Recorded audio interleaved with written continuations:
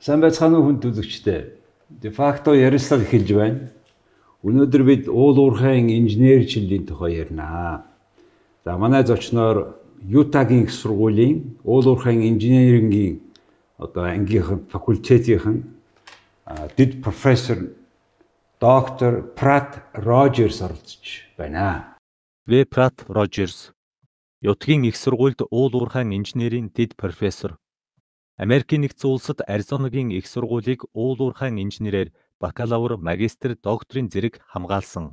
Ютагийн их сургуульд уурхайн инженерийн дэд профессор Сэдэв Analytical Services Roman 20 CAD гүйцэтгэх захирал Misam Technologies бүтээгдэхүүн хөгжүүлэлт Luminant маяны туслах инженер Golder Associates дизайнер. Good evening. Good afternoon. Evening. Welcome to Mongolia. Thank you. Tell us, please, what had brought you to Mongolia? Yeah. So I have brought about I brought 8 undergraduate students from University of Utah. So they're mining engineering students, and we are here to first primarily to tour the OT mine, the Oyu mine, and we did that on Monday. So we met with some alumni from University of Utah alumni work for Rio Tinto and other companies here in town. And yeah. Is it about training them or to know this underground mine deeper, or what was the... Yeah, I mean, it's to give them an opportunity to see a world-class underground mine.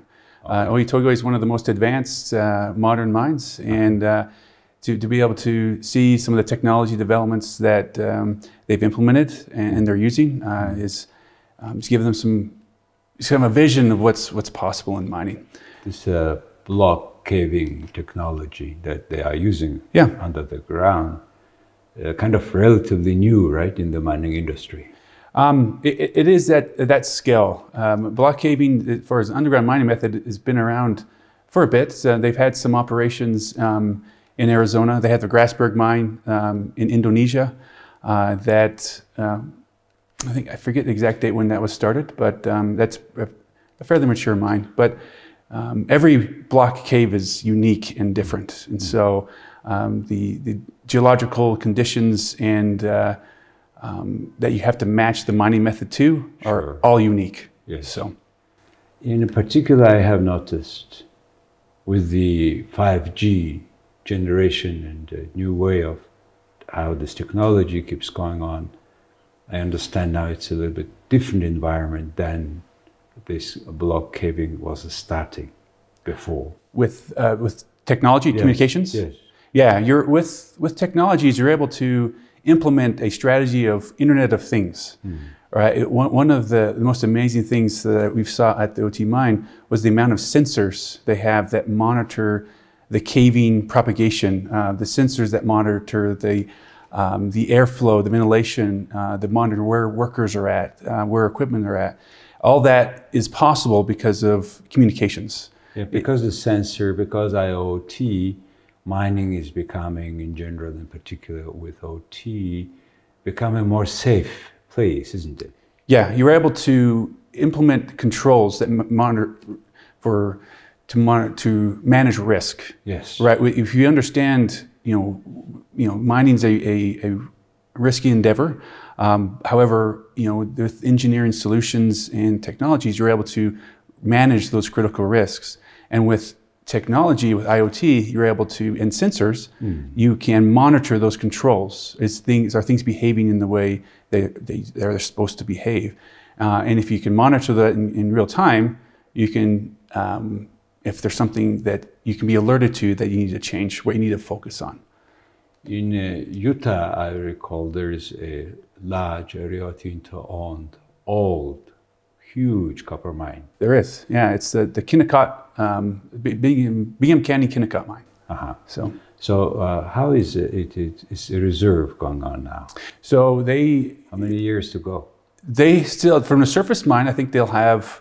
It seems like every mine I talk to, they always have 10, 15 years left. Okay. Every mine. But they just, Rio Tinto just announced late last year a capital investment to go underground at Rio Tinto. So They have the Bingham Canyon underground mining operation, where I've toured a couple of times. How deep this open pit today?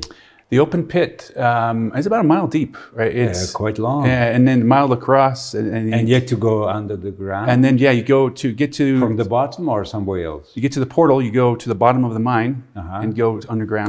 Go maybe aside somewhere. Yeah, they have off to the edge, they have an opening, the portal, they call it, to decline to get to the underground workings. So that will be another almost a mile underground mine. I don't think it's that deep, but they have a large underground resource that they can mine for a long time. So, Pratt, you have been working with how to make improving services, continuous improving services in mining industry. They have been working with a database. Yep. And let's talk about that one now. Yeah. About in general about the database management in mining. Before this everything internet, it was all handmade things. That's right. Drill, bore, hole, and cut the coring, make analysis and go. You keep somewhere the analysis, etc. Yeah. What is now the new revolutionary changes in the mining exploration and development process? So as far as what you can do for exploration and development, with advanced data systems, you can handle data. You can leverage computational intelligence tools, they commonly called artificial intelligence or machine learning, that improves the computational abilities of processing large amounts of data quicker. And so that means exploration can be sped up. You can leverage additional technologies such as remote sensing to help speed up the exploration process.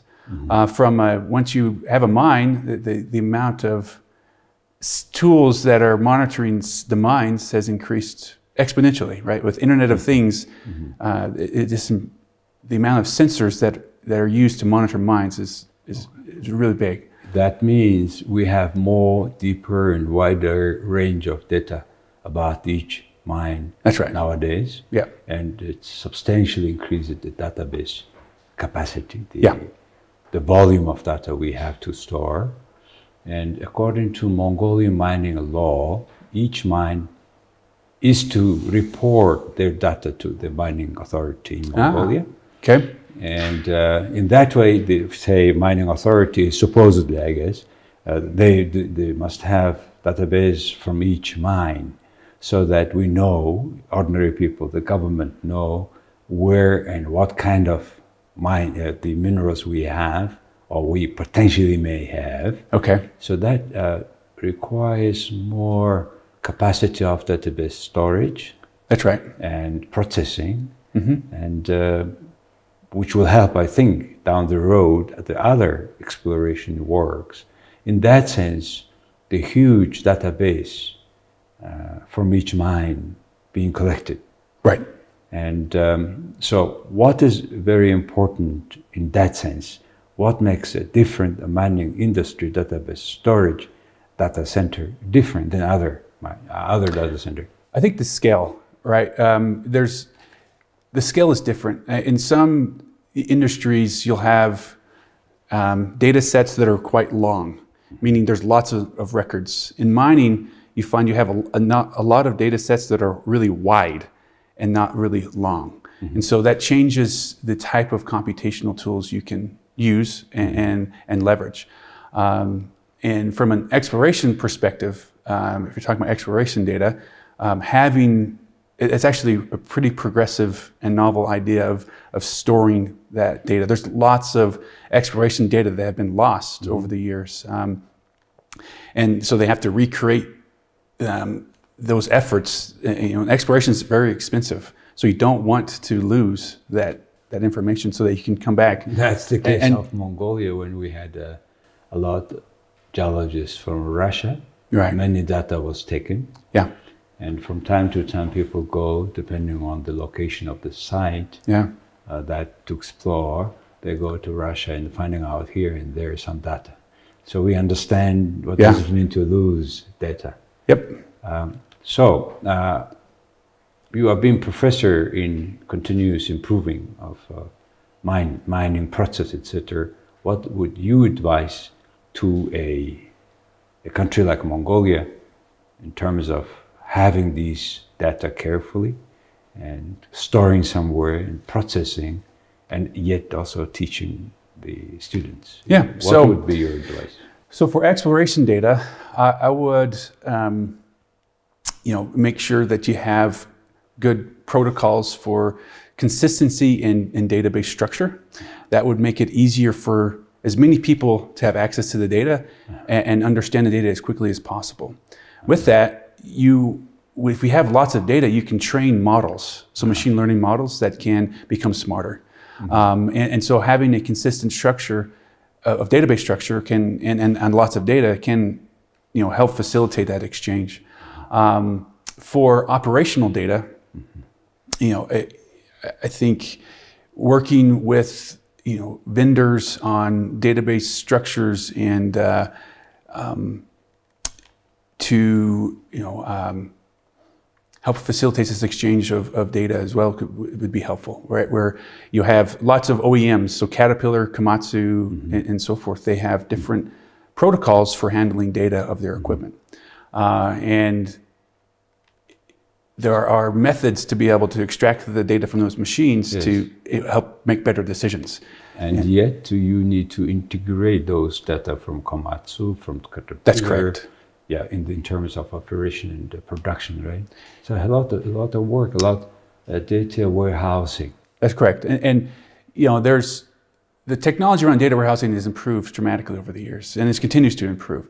But what doesn't change is the need to get the data to support decisions, right? Like you can have all the data, all the sensors in the world. To make a proper decisions, you need to process properly as well. That's correct. You have to have the right context, and you got to get to the right data to the right person at the right time. So all these things what we talk about require a completely new set of qualification and classification of workers. That's right. There, and also students who will work in the future. Yeah, that's right. In that sense, what kind of curriculum you are changing now currently at the University of Utah, and which Mongolians can learn? Yeah, that's a great question. I like to tell students that are coming into college that it seems like all the students, they want to get into data science, and especially in the United States. There's a lot of interest, and I imagine it's the same here in Mongolia, in getting into data science and computer science. And I like to tell students that the mining industry is very high tech, and you can bring your data science and computer science interests into our field and really help an industry along that to make better improvements. And so we need to have our curriculum where we're teaching mining and engineering the fundamentals, but also that these students can interface with data systems stronger. So I'll teach classes on data management. So how you handle and data sets. I'll teach, and part of that is creating a business intelligence hierarchy of getting the right data to the right person at the right time. A frontline supervisor cares about data differently than a mine manager. They look at different perspectives, and so the data has to be appropriate to the decisions that are being made. And that just doesn't happen. You have to engineer that. They have to have a lot of systems engineering incorporated into that business intelligence hierarchy to help facilitate that process. And if you do, you can have your organization and your people focusing on the right thing at the right time. So that means School of Mine or Geology, for example, need to have a particular professionals, teachers and students as well, who are trained in particular for this. That's correct. Data science. Yeah, they'll need to have some a strong component in data science. And so there's data science helps do computational intelligence, machine learning. Yes. That's different. It's quite a bit different than database management. Okay. So you'll have database management languages are using databases like SQL Server, and there's different approaches to that now. But those are contextualizing data uses different database languages or coding languages than, say, computer science, machine learning. So you need both of those fields.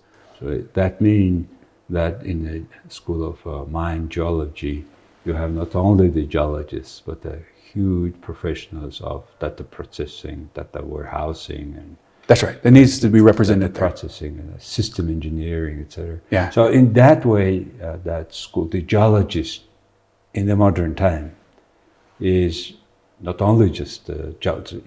You need to know AI and get that machine learning working, right? Yeah. So it's a different language. You need to be comfortable in that language. So you need, like, one of the things that's challenging in this is you can lose first principles, right? The first principles of geology, especially economic geology, is understanding your ore body and the probabilities around that. Yes. And the way you can interface with these large data sets is through a particular coding language like Python. Yes. And that helps do that. So you need to be grounded in first principles, but be comfortable with the language of computation, which is going to be Python, which is or whatever the script will be. Yeah. But I also want to advocate for, we can't lose sight of first principles here. It's so important from either a geology or a mining perspective is that these are just tools. And artificial intelligence is a tool that can revolutionize a system. And you need to understand the language to talk with this AI. You have to understand the language, but you also have to understand the system. Yeah. And so first principles thinking and systems thinking is so fundamental And as well. speaking about that learning process, Rio Tinto being one of the two largest giants in the industry, owning that Kennecott mine in Utah and OT in Mongolia, would they help the academic community with the learning of these languages, systems? If there is any kind of program in Salt Lake City or in the university that Rio is particularly helping? So we have, Rio Tinto has scholarships, they support students. Yes. But just as important to that is they share their resources. So they have some of their engineers come and they're helping us teach classes. Do you think that they do it here in Mongolia? I'm not sure. Not sure. Me too, but I got my degrees at University of Arizona. Yeah, and Freeport McMoran they'd have engineers that help teach classes as well. So so there's definitely precedent for mining companies coming and allowing their employees to come that have a desire and the right skill set too, to come and interface with students and help teach classes. I'm asking you because I was at the mine in Perth, the big copper mine owned by Rio Tinto, where I saw 400 huge trucks, driverless, working, including railways. Rail cars, no drivers. Yep. The whole process is also managed from 1,005 kilometers away from Perth. So the mining industry is becoming more and more conversion of mathematics, database science, and mining altogether. And now we need a completely different set of mind of young people, right? It's a new set, and that machine in Perth, it's the biggest robot in the world, and in a system that's automated. When you have a mixture of automated machines and humans together working together, that's really complicated. Right? Humans behave erratically. You're going to have machines that behave normally, pretty linearly. You can predict what they're going to do. Humans less so. However, the mixture of those two in these mixed systems. Very symbolic in that sense. I saw a huge truck behaving differently than other trucks, which is carrying. I said, "What is the truck?" And they said, "It's watering the roads." I said, "But anyway, there's no people. Why should you water the road?" And the manager said that the dust is very bad for maintenance of the equipment. Right. So it's like a human demands also these machines, which shows that we need that soft combination of this human and machine, all this infrastructure. Right. Well, very interesting, and I hope your knowledge somehow will be reflected in Mongolia, and I wish your students also have seen the OT and will be next step for them to make better the processing of mine here. All right. Yeah. Thank you. Thanks for having me. This has been hosting me in Mongolia. It's been a great experience for me. Thank you. And the students. Yeah. Thanks. За хүнд үзэгчтэй өнөөдөр бид энэ уул уурхайд энэ хиймэл оюун ухаан, юмсын интернет энэ бүхнийг шингээгээд хичээл сургууль заадаг болцсон. Энийг одоо нийлээд сайн төлөөлж байгаа Ютагийн сургуулийн яг энэ уул уурхайн инженерийн факультетийн профессор ноён Pratt Рожерстэй ярилцлаа. Баярлалаа. Хам богдуул хатан туулгын хөвөөндөх цэнгэг агаартай бүсэд байрлалтай. Хүүхдэд ээлтэй хотхны төлөвлөлт болон эрүүл амьдралын хэм маягийн эрхэмлэгч та бүхнийг King Tower апартментийн 5 дугаар ээлжийн орон сууцнд урьж байна. Амар тайван амьдрал, аян давтагдaltaй шүү.